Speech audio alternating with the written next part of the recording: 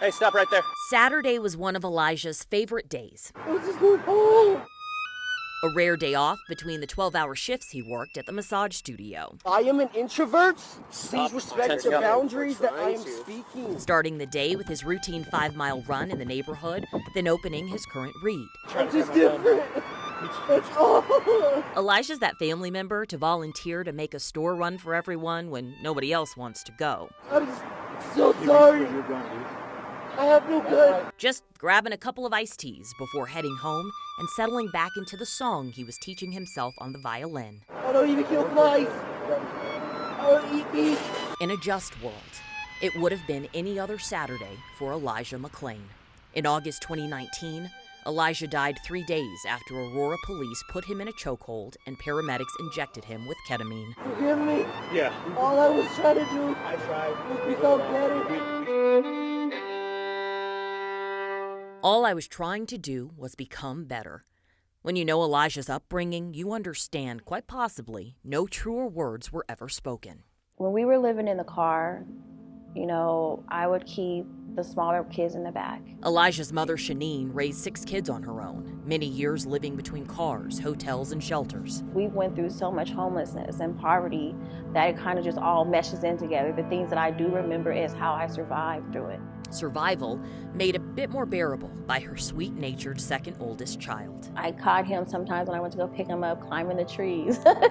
He would walk on his hands, and there was times I'd be like, "Son, why are you doing that?" He's like, "Oh, I just got to expel the energy." But Elijah was always nice and polite and very helpful. Sheneen moved Elijah and his siblings to Aurora in the 90s after their Park Hill home was shot up by gang members. I moved to Aurora because I wanted my kids to have a better life, because I didn't want them to be surrounded by gangs, by violence, by things where they couldn't be their best self.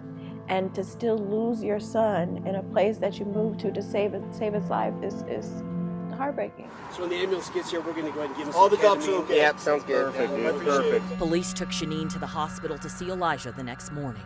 Get into the room, he's hooked up to all these machines. There was blood, in his hair. He had head wraps, he had bandages all around his body. And the doctor said he didn't have any bodily injuries, but we were still trying to see why he had bandages around him if he didn't have any body injuries. Sheneen says by day 2, Elijah went from a victim to a suspect in the police narrative. They talked about how they were going to find out what had happened. They knew something wasn't right. But then they come back talking about, well, your son is in the hospital because he tried fighting with the police officers. We tried to take him into custody, and he wouldn't listen to any of the commands that he was given by the police officers.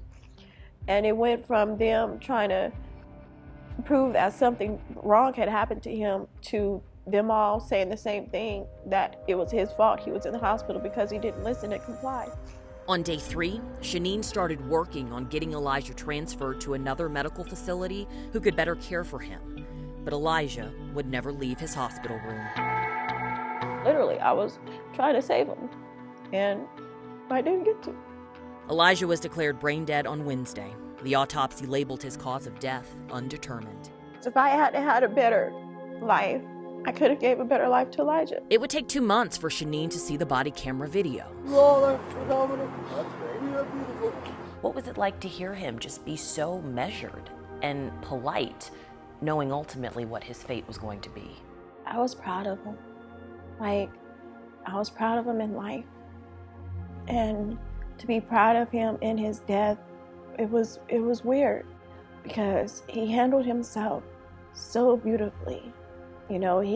He showed those police officers the amount of humanity they didn't give him. He's got a mask on his face, acting kind of weird. Nothing really criminal. Did you ever think that maybe that was a dangerous choice that your son was making to wear that mask? Not at all. He was a runner. Like, he would run in the snow. He would run no matter what kind of weather it was, and the mask helped to keep the cold air from going in his nose. Attorney General Phil Weiser opened a sweeping investigation in August 2020. So a grand jury is considering charges against these officers. My question for you is, what do you hope comes out of it, and what do you expect? I imagine those might be 2 different things. I would love life in prison for all of them, but I expect them to be lenient In the wake of Elijah's death, Aurora police banned carotid holds, the maneuver used to restrain Elijah, which caused him to say those heartbreaking 3 words we have heard far too often.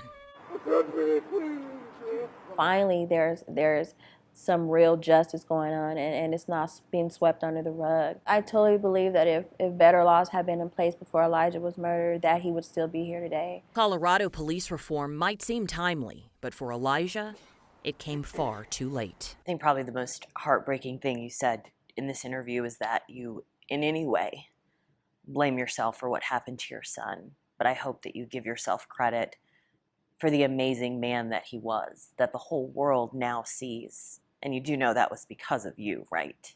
I'm gonna try my hardest to not blame myself, but as his mom, I was his caretaker. I was supposed to keep him safe. And even though he was grown, that was still my job. What do you think Elijah would want you to do now? Well, let's see here. Don't eat meat. But I definitely think he wants me to be happy. And he knows that that's not possible, so as close as I can get. Have you found meaning and purpose out of your son's life? Yeah, he always had meaning. He always had purpose. Now other people just know it.